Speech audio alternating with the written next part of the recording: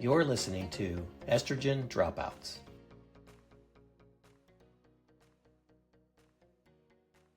Hey, welcome back to Estrogen Dropouts. I'm one of your hosts, Erin. And I'm your other host, Elizabeth. And on a previous podcast, we asked the question of, have you heard of decentering your husband? This is a popular trending topic across social media, especially geared towards women in midlife, who we've been focusing on our husbands and our families for basically our entire adulthood. And so as we come into our 50s, it is time for us to kind of reclaim and take ourselves back. So I'm going to ask you this question. If your husband was to go out of town and to say, hey, I'm going, on a golf trip, you would be like, most likely, great, have fun, goodbye. And then you'd be chilling, relaxing, having the house to yourself. However, if you were going on a girls' trip, what would you do differently than your husband did? Most women would be like grocery shopping, preparing food, cleaning, getting things in order in the house. And that is not reciprocated by our husbands. So decentering our husbands just means kind of a rebalancing and an equal stake in the marriage. Yeah, I definitely think that also there can be time periods where you can't decenter. So I think back to like the girls' trips I took when I was in my early 40s, and I was the wife that made sure that I meal prepped. I had everything so that it was as simple as could be for him.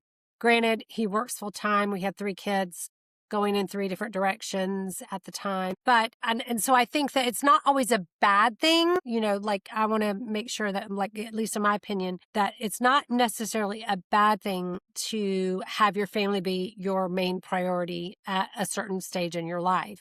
But I agree that as we enter into the empty nester phase, or even if you've never had kids, but there's something about entering like your late 40s, early 50s, where it is time to kind of take back some of the prioritization of yourself, for sure. Agreed. And like, I think of this in more like minute ways that it shows up for me personally, which is like if my husband comes home from work and he's super stressed, then all of a sudden I kind of take that on. And then I'm trying to like fix it, right? Like, oh, what can we do? Like I'm trying to like make him happy instead of letting him sit in his stress and figure it out on his own. He's an adult.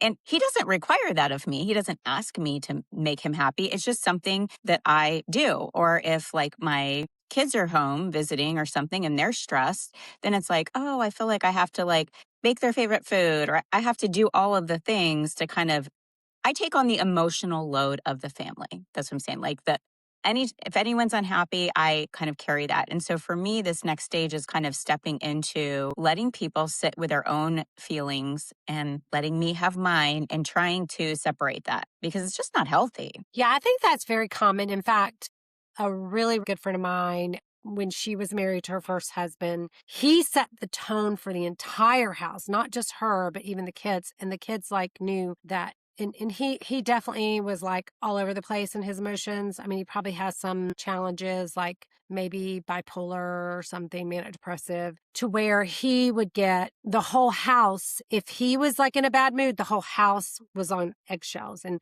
when dad was in a good mood or hubby was in a good mood, then the whole house was in a good mood. And that can definitely be, I think, a problem. Like for me, that would be an issue. If I had to always. Well, that to me that's like a different level. It's definitely a different level. It's almost in like, should you be married level? Like that's a different level. Right, yeah, there you go. I mean, my husband does the same thing for me. Like if I'm in a bad mood, then all of a sudden sometimes he'll pick up on that energy and he's like, what can I do to make it better? Yeah. Well, I think typically men are problem solvers and women are just soothers. Like it's not necessarily that we try to solve the problem, but we try to just make things as smooth as possible so that there's no other stress. And I was going to say, I think that the kind of the problem comes in is if you've set up this pattern to where you're always centering the family, your significant other. And then all of a sudden you wake up one day and you're just like, I'm done. It could cause a major upheaval in the family dynamics.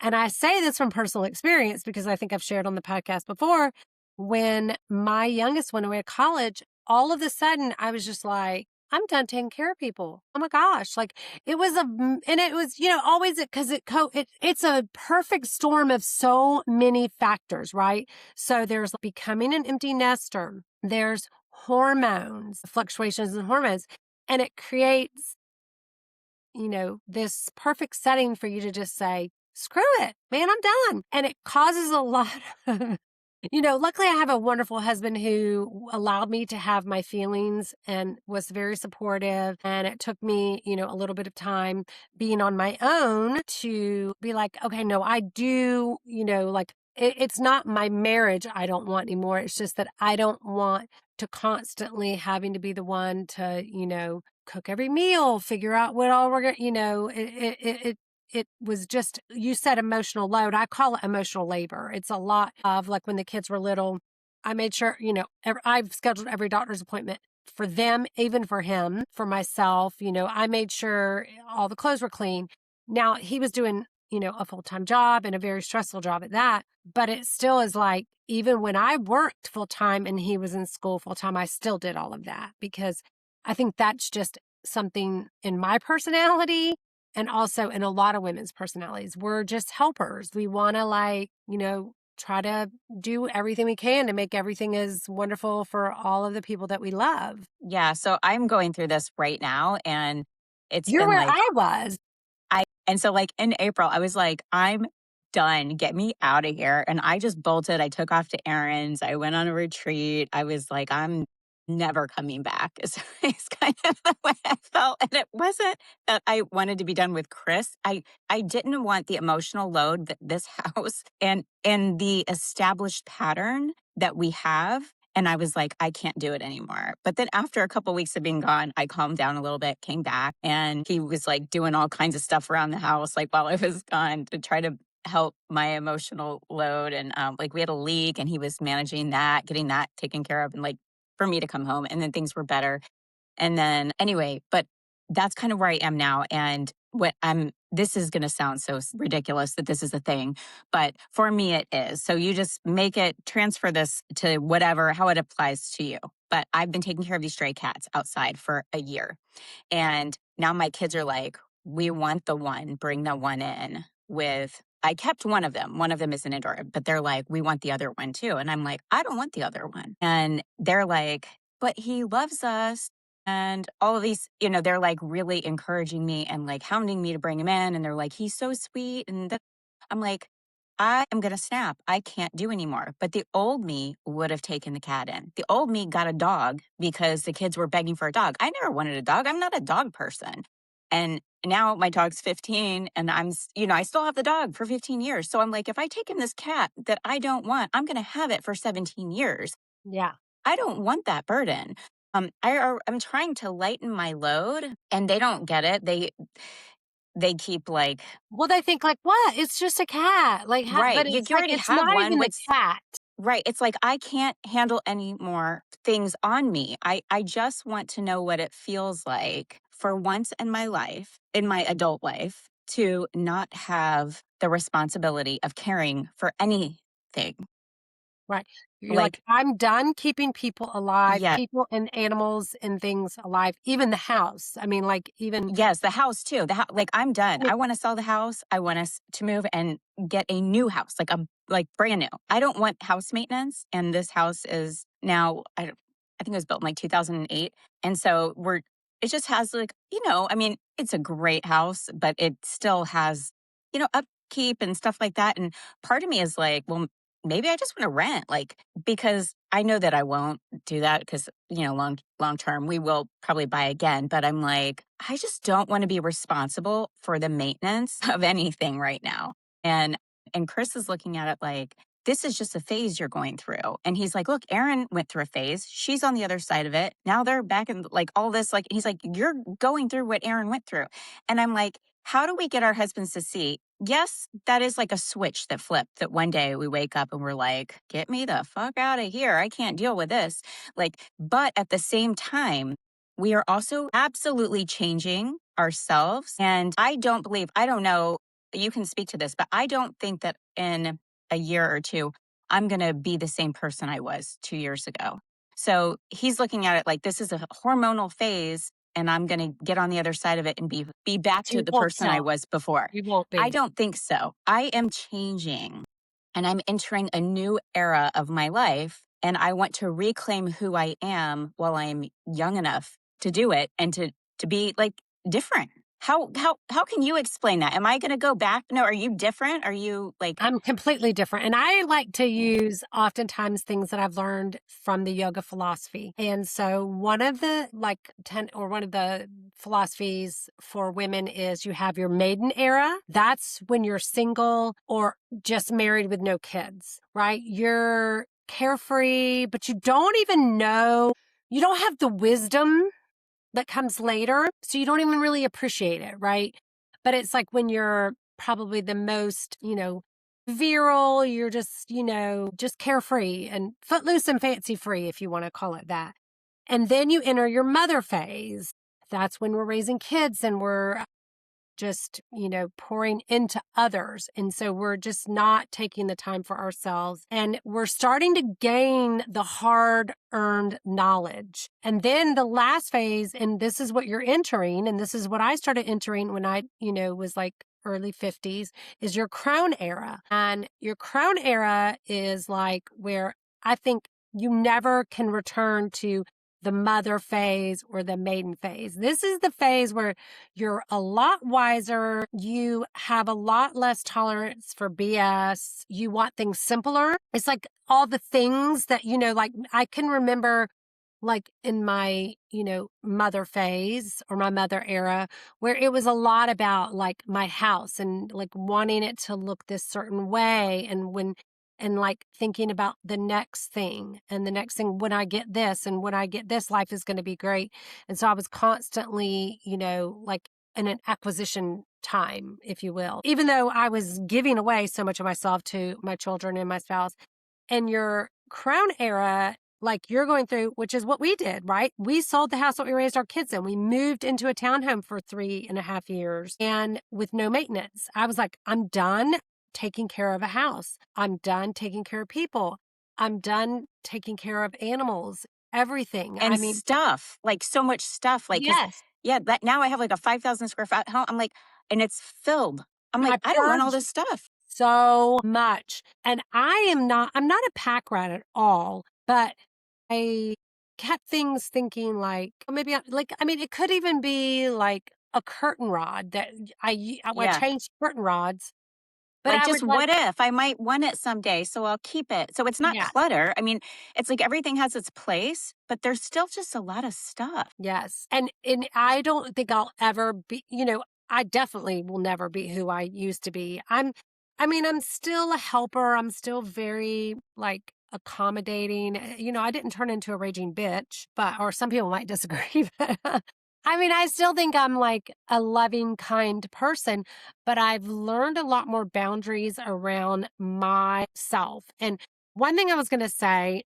a tip is what was like for me was just like radical honesty. I finally, all the little things, and it was like some of it was like terribly petty or just not petty, but just like little tiny resentments from over the years. Like there was a particular day that I just for 6 hours was like, and it wasn't like I was like listing off all my grievances because I was very open to receiving back what I was sharing. But it was just like, I can finally just say how I really feel without worrying about keeping the peace or being this person that he probably thinks I am. And I have to say, on the other side of it, we are 100 times better. We are like so much more connected, so I'm just a different person. So I think that Chris is going to be surprised you're not going to be the same person when you get to the other side, but you can be, y'all can be so much more connected because you're able to finally like, because I think sometimes they just think we like just giving, giving, giving, giving, I giving. I think I really like the concept of radical honesty. I definitely don't do that. I don't think he probably does that either. I think we both just kind of like keep the peace all the time. But like I can think of one thing today I was like so resentful for that I just didn't say anything. So he refuses. I will say this. Now, if he listens to this, he's going to be like, that is not true. I don't refuse. I just don't think of it to use the squeegee in our shower. You know, we have like the frameless shower glass doors. Yes, And I'm yes. So you're always like, like, so it I just keep keeps the water spots just, off. yeah, keep it away. It So takes 60 seconds. 60 seconds. He refuses. And he just says, I just don't think about it. It slips my mind. I'm like, really? Because the squeegee is hanging right next to your razor. So, like, bullshit. And especially because my kids, they both have their own bathrooms, Nicole and Johnny, and they squeegee their showers every time. So I'm like, if they can do it, you can do it. So, you know what? Instead of saying anything to him, I just stopped cleaning the doors, let him get gross. And I'm like, I'm not cleaning them. I'm like, and so that was kind of petty because it was like passive aggressive, kind of like, well, fine, we're just going to, because part of me is like, I should clean the doors because he works out of the house full time, stressful job. And in my mind, that's the story he's telling himself. I don't really know that he's giving it any thought at all. Like it could It's just literally, slipping his mind. right. It He's like literally could be slipping his showering. mind, or he could be evil and be like, I I have don't no think idea he's because evil. I don't think so either. But I've never talked to him about it other than one time me saying, I want you to do this. And him saying, it just slips my mind. I don't think about it. And then I was looking in my mind, I'm like, checkmate. Okay. I'm never cleaning these doors again. Like, and I haven't. And How they're long has it been? like 3 months. And Yeah. he's a clean freak, Oh, he's a right? clean freak, and he's first just I cleaned them today. That's why I'm mentioning I cleaned them today, and it was so hard, and I was so bitter and resentful, and I'm like, I'm never doing this again. Like, Yeah. if he can't, And I think there's definitely things that like maybe seem ridiculous that are just like, like they may think it's ridiculous. Like you're like, I'm never going to clean the shower again. And he's like, well, it's also like you're using it and like you're going to getting the benefit from if you clean it. But also I always try to like think like, I just, cause Jeff is not, he is very forgetful, like clothes, like leaving socks downstairs or, he's see, Chris gotten is better. not. That's why I'm like, Oh, okay. Well, Jeff is very like we call him the absent-minded professor because he's really smart, but like sometimes it's like, how could you forget? And then I just try to think like, so what I end up trying to do is like, let me focus on all of his good qualities. Let me focus on all the things that he does do rather than all the things that he doesn't do in my mind. I don't want to keep, track for a healthy marriage, but I if should it's just be something direct that, and be like, yeah, if you're gonna refuse, because I would still squeegee every time I showered, but I'm like, I'm not cleaning it because right. You're not I'm going to bitter. scrub it with the like Right, I'm not clean gonna and get. scrub it. I'll squeegee it every time I shower. You're not doing it, and he showers twice a day. I'm like, and you're not doing it when you shower. And I clean the rest of it. Like I clean the tile, I clean the but I leave the doors because I'm being You are petty. hilarious. You're like, I refuse to clean that damn door. And I he's do. like, and he's like, He's probably like, mildew growing, but everything else is pristine. You're like, and there's no mildew, but it is like thick white, like you can't see through the bottom of them. You know, the top, the squeegee yeah, gets it like gets it's that like fine, but the water, like hardness, like yeah. scale or But the something. bottom of it was so hard to clean today. I was so bitter. And I'm like, you know what? I am going to talk to him about it. So I just need to and be like, look, here's the deal. You Yeah. might think this is stupid, but I'm done. Radical honesty in the sense of, because I do think that there are some things that are worth letting go. Right. I mean, Yeah. like, because, and I never, I was not cruel. I was not mean when I said anything. And I was open to receive back the radical honesty. I mean, it has to go both ways. Like, what can I, and I would always say, you have just as much say in this as I do. This Hmm. is not just, one way.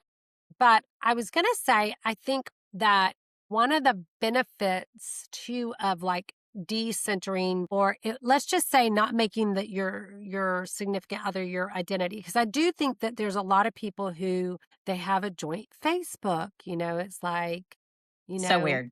yeah, it's like, Carl and Darlene, Smith on Facebook, and I'm like, that's just weird. And then, that I see a lot of times, women, especially because men rarely are like lauding their partner on Facebook or Instagram or wherever it is, whatever social media. But women will be like, my best friend, my lover, my, protector or whatever. And the word best friend in context with my spouse is not something like that I think is a designation that I want to give him, because like when I think of a best friend, I think about somebody I'm going to tell everything to, and, maybe even like petty or gossipy things. And it's a very platonic relationship. What do you think about when people designate somebody as their spouse as their best friend? Yeah. I mean, I think that I mean, I don't think of Chris as my best friend, but I guess, like, He when I talk is, about my besties, he is. but But I guess when I think of my best friend, I think of, like, you. I've got a couple other girlfriends that would, like, say anything to, and I'm completely safe to be myself. And I am definitely completely safe to be myself with him. But I feel like the relationship with him is more sacred. And so it's more best like, friend minimizes it almost, like, to yeah, like, and not saying that best friends can be like your soulmates. I think you can have multiple soulmates and they don't have to same. necessarily be like, it doesn't have to be romantic. When somebody, I think a lot of times people think of like a soulmate is it's like somebody that you're romantically, involved with, and it's not necessarily that. Well, I wanted to mention there is a TED Talk that has been given, or she's given several TED Talks. Her name is Esther Perel. She's a Belgian psychotherapist. And one of the things that she talks about, her book is called Mating in Captivity, Unlocking Erotic Intelligence. And one of the interesting things that she shares in this book, which I haven't read the book, but I've watched several of her TED Talks, is she talks about how when you have like a relationship that's so like a mesh, like, my best friend, my this, my that, that it basically puts a damper on the erotic side of the relationship. It's like, you have to have erotic desire. You have to have a little bit of mystery and like playfulness, so you can't just tell your spouse. So I did say radical honesty, but you can't just tell your partner like everything. It's like you have to have the safety to be able to have that connection, right? And to have that connection with the person, but to have that little bit of spark, it's like, because you and I have been married for a really long time, and that spark isn't always, it Y- definitely It dulls. comes and goes. Yeah. And it is funny because there are things that can bring it back, like seeing, him build something, or, seeing him do something that, I'm like, oh, but so I do think that, when the opportunity for possibly maybe a more erotic relationship can come about through a little bit of separation. Yeah, Would well, you I think agree? too, the more you focus on girlfriends and building, like, when we're with girlfriends, we get to focus on who we are outside of our family unit, because we're the same, but we're still different. There's like different aspects of us that we bring to girlfriend relationships than what we bring to family relationships. And I think that the more we develop our girl friendships, then we really come in to understand who we are as women and individuals on our own. And then we are bringing a fresh new take to our marriage as well, which, in a sense of knowing ourselves more, I think as long as you have friends that allow you the space to figure that out. Like, I used to have one girlfriend that would always say, "Oh, you're just like me. You're just like me." And like, all of her different opinions, and she would say something and then she'd be like, "But you're just like me, so I know you feel the same way." And I never said, "No, I really don't feel that way," because I was just thinking, this girl like literally doesn't know me. Like, that's all I was thinking. The fact that she's like not genuinely asking me, she's just like, "But you're just like me, so you think this," and Yeah. and I'm like, I anyway, had a friend that did that too. it's so And she'd weird. say, "Don't you agree?" Or, "I know you feel the same." And I'm like, I'm "No, I like, not don't feel the actually. same." Yeah, yeah, it's like, don't tell me how I feel. No, I do think that this is the time period, 50 and beyond, is when girlfriends really, you have the time again to invest in friendships, right? I mean, before, it might have been you went on a girls' trip once a year, or you got to see your girlfriends twice a year for girls' night out. But as we, learn to recenter ourselves, maybe we should call it recentering ourselves rather than decentering. Oh, I like that better, actually. Yeah, like we're recentering ourselves. We're protecting our me time. That can be with girlfriends. That could be a hobby. I took a painting class. I have taken several different like classes that without my husband, to give me like, just reignite kind of the things that I'm just kind of like feel out. Okay, now I have this extra time. Yeah. I'm not, cooking dinner for my family, every day. I'm not running kids to like practices, picking them up, managing homework, all the things that you do, lot less laundry, everything.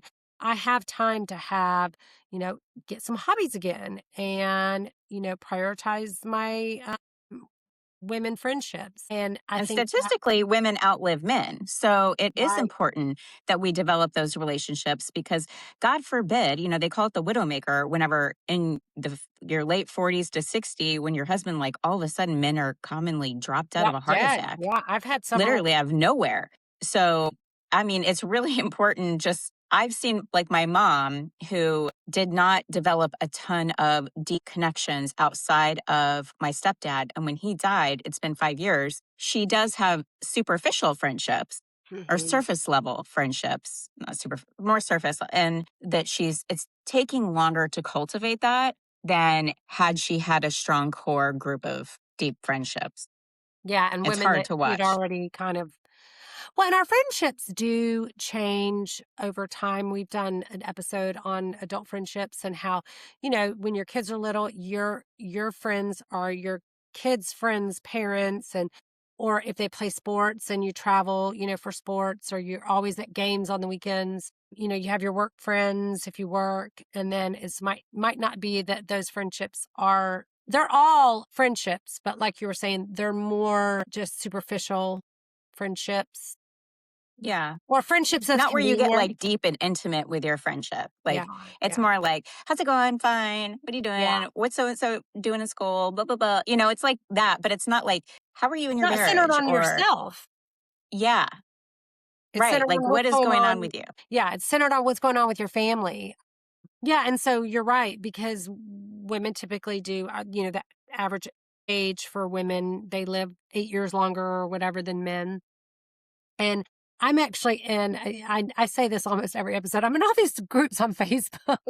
It's all research people, I swear. And it's like Golden Girl Gang community housing or whatever. And it's like, these women who are widowed or divorced and were like, I'm never remarrying. It's really interesting how many couples do. We did the whole episode on gray divorce, and women rarely remarry and men typically do, but how they're like looking to live with a bunch of like-minded women on, tiny homes, and have, a group of tiny homes, and everybody kind of help each other out and get together, for that's kind of what we've talked about before, my idea of like a commune where everybody kind of lives in harmony, and you can have difference of opinions on things, but so we need to make sure that we have those close female friendships, and they have shown through studies that friendships make us live longer. Loneliness is like a number one killer for old people when they get to be where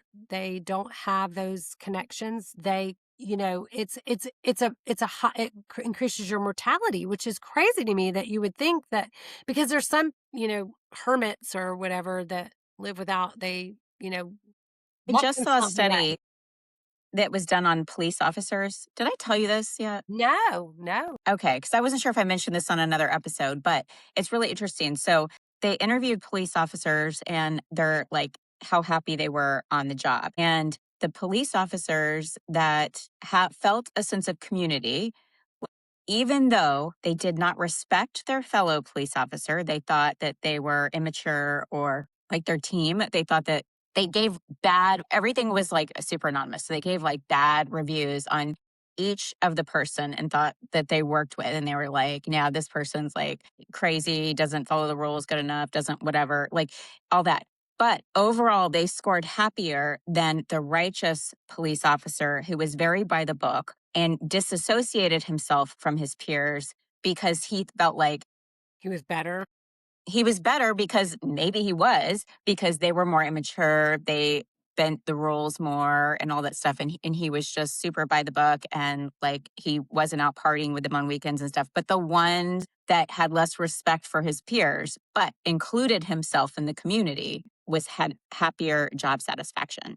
Anyway, it's just interesting, a little. Yeah, but I think that is right, because when we set ourselves apart and we create, that I always think, we're basically all the same around the world. And that's why whenever someone can travel, if you can, afford it and have the time, travel and explore other areas, because it really opens your eyes that, I mean, basically what everyone wants is, safety. It's like Maslow's hierarchy of needs, safety, connection, love, you know, like the average person isn't like wanting to, become a billionaire. I mean, nobody, it's like money, they say money doesn't buy happiness. It definitely buys things that can make you happy, by providing safety, security. So, but up to a certain point in studies that they've done, up to a certain point of money, then it drops off. You don't have any more happiness. You don't have, it's like that arrival fallacy where you think, well, if I just could make this much money, I'll be happy. Yeah. And then you get there, or if I just can get this promotion, or if I can just like get this medal or this whatever. And then, it's like the happiest time is actually leading up to getting it, not actually the acquisition of whatever it is. So up to a certain point, Right. money doesn't have any, it's our connection. And I just always think like most of us, I'd say 99% of people, we're all the same. We just want, to like have a roof over our heads, food in our bellies, a place to lay our head at night, people that love us, connection, something that basically gives us purpose, whether it's, religious belief or some other, philosophical belief. And so we're all the same. So if we don't, when you separate yourself, it's like us or me and them, or, it's like, I'm not like them. It does separate us, and it does, I think, lead to greater unhappiness. Yeah, for sure. Well, do you have any advice for our listeners on how they can recenter themselves? I think that we should stop adopting. We have to be aware of when we take on the emotions of people in our lives and try to fix or, buff the situation out and let people kind of like feel their own feelings. And then we shouldn't take that on. And also, if you want to shake things up in the household, I think that that's fair. I like Erin's idea of radical honesty. There's definitely going to be an adjustment period. But I don't think that discomfort is a sign to stop. Discomfort is a sign of growth. And don't allow your partner to think that this is just a phase, because it's not. I think those are all really good. I definitely think that be gentle with your significant other. Um, And it's not just knowing that decentering is not about abandoning the relationship or like abandoning your spouse at all either. It's about like making room for you to grow and to have time to figure out who you are now in this next stage of life. And he probably needs to evolve as well. And then maybe you can have a whole new exciting life together, like with new roles. yeah, definitely. No, I think that's such good advice. And I think that, it's like, just like you said, discomfort is not necessarily a bad thing. It is a sign of growth, and that just be patient and be understanding if, there's some like some flat, what do you call it? Flack, or like some pushback, like explain, like how you've done with Chris. It's like, I don't think I'm going to go back. Like, it's not just a phase. Your hormones are going to change and stay changed. And hormones are basically what drive us. And, it's like, Excited now, like that I'm an empty nester. Like I've talked to some girlfriends that are so sad about it. I'm excited. I'm excited to enter into this new stage with just he and I and figure out like just go and have new adventures together. yeah, definitely. And plus, it's always fun too when you're kids to just see them launching into their next phase. So, Yeah, Nicole I moved mean, I out last miss week and having mine home, but I'm sorry, go yeah. ahead. No, I mean, I obviously miss him. Like Hannah's visiting for a month and Nicole moved out last month with her fiance. But it's like, I'm so excited I enjoy watching them be happy and grow. I enjoy watching them get excited, and they are growing so much from being on their own. And it's cool. Yeah. So. And they have more to bring to the relationship as well when we're not all like on top of each other. When you're going out into the world and then you're just a more interesting person. Definitely. So, well, hopefully our listeners, it puts a little idea in their head of recentering themselves. And we'd love to hear what you guys think about it. If you've done this, if you're contemplating it, if you're where Elizabeth is right now. But make sure that you hit the follow button on the podcast so that you can stay in the loop each week whenever a new episode releases. And follow us on Instagram, TikTok, and watch full versions on YouTube. And we will see you next week. Bye, guys. Bye. This has been a production of Estrogen Dropouts, LLC.